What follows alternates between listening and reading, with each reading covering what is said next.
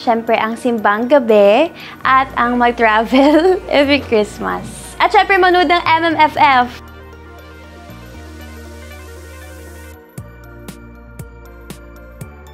Kung nakikita sa social media, piliin na lang natin ang maging mabuti at kung anong tama, 'di ba? Dahil sa sobrang daming issue na nangyayari sa bansa natin, piliin natin kung ano ang tama. At kapag meron tayong boses, gamitin natin 'yun ang tama.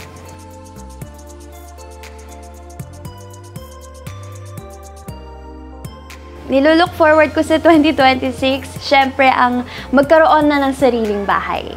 Have a wonderful and Merry Christmas mga kapuso!